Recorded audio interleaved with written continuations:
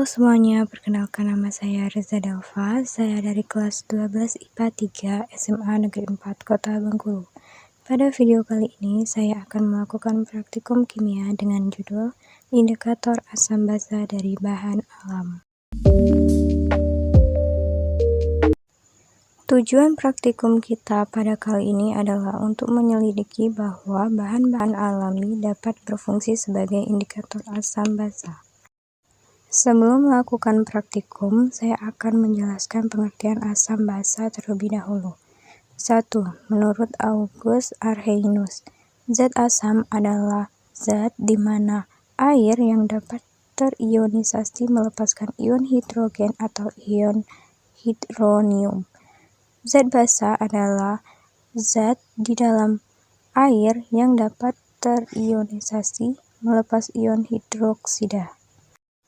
Yang kedua, menurut Bronsted-Lowry, zat asam adalah zat yang mampu menyumbang proton dalam reaksinya.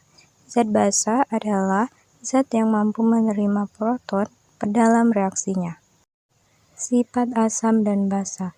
Sifat asam. 1. Rasanya masam. 2. Terasa pedih jika terkena kulit alias bersifat korosif. 3. Bereaksi pada logam-logam tertentu menghasilkan gas hidrogen. 4. Bereaksi pada kapur dan soda kue menghasilkan gas karbon dioksida. 5. Bereaksi pada kertas lakmus biru menjadi merah. 6. Saat di dalam air terurai menjadi hidrogen dan sisa asam. Sifat basa. 1. Rasanya pahit. 2. Terasa licin di kulit. 3. Bereaksi pada minyak dan lemak. 4. Bereaksi pada kertas lakmus merah menjadi biru.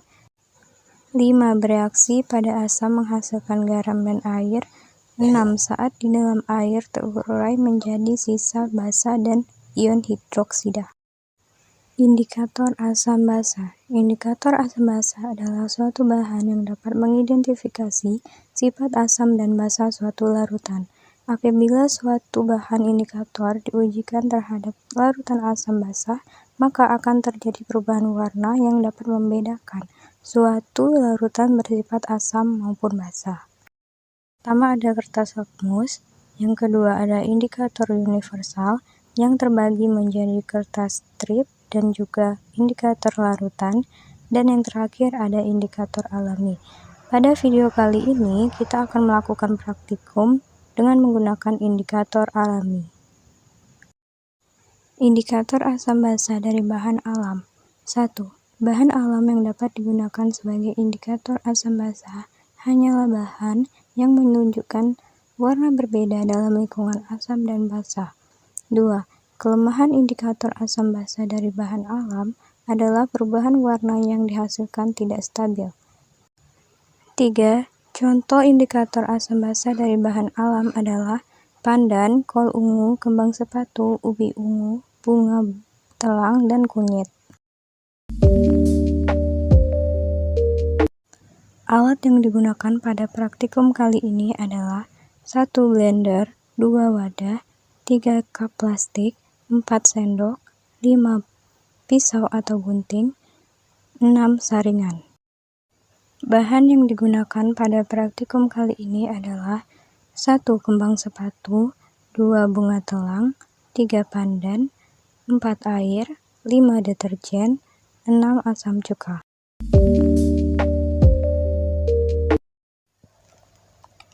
Ambil beberapa lembar daun pandan, kemudian gunting menjadi beberapa bagian.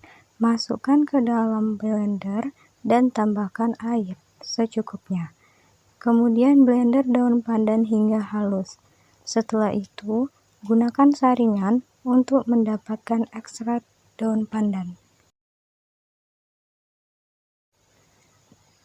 Siapkan 2 gelas plastik yang diberi label asam cuka dan air deterjen.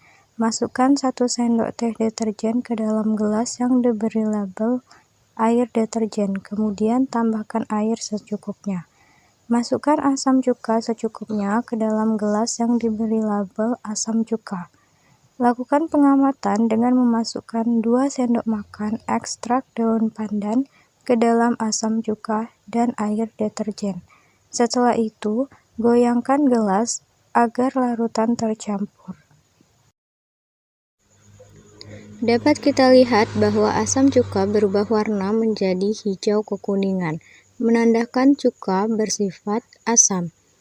Air deterjen berubah warna menjadi hijau muda, menandakan deterjen bersifat basah.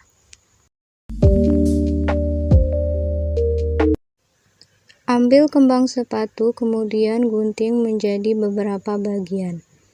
Masukkan ke dalam blender dan tambahkan air secukupnya. Kemudian blender kembang sepatu hingga halus untuk mendapatkan ekstrak kembang sepatu.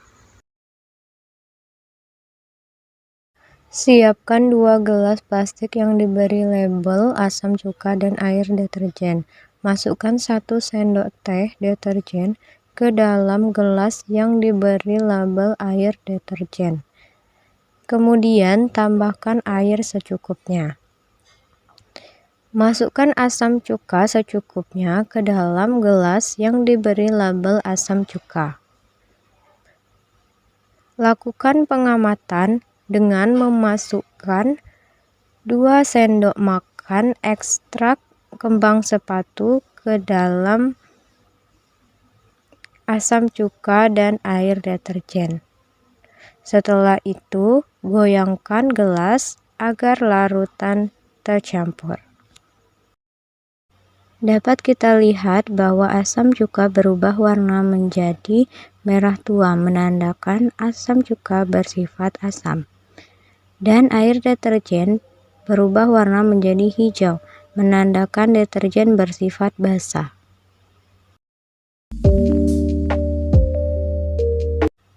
Ambil bunga telang, kemudian gunting menjadi beberapa bagian. Masukkan ke dalam blender dan tambahkan air secukupnya. Kemudian blender bunga telang hingga halus. Setelah itu, gunakan saringan untuk mendapatkan ekstrak bunga telang. Siapkan 2 gelas plastik yang diberi label asam cuka dan air deterjen. Masukkan 1 sendok teh deterjen ke dalam gelas yang diberi label air deterjen. Kemudian, tambahkan air secukupnya. Masukkan asam cuka secukupnya ke dalam gelas yang diberi label asam cuka.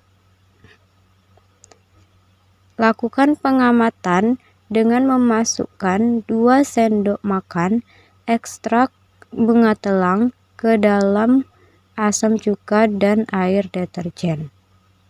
Setelah itu, goyangkan gelas agar larutan tercampur.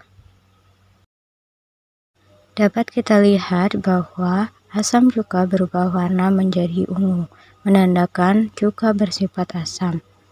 Dan air deterjen berubah warna menjadi abu-abu, menandakan deterjen bersifat basah.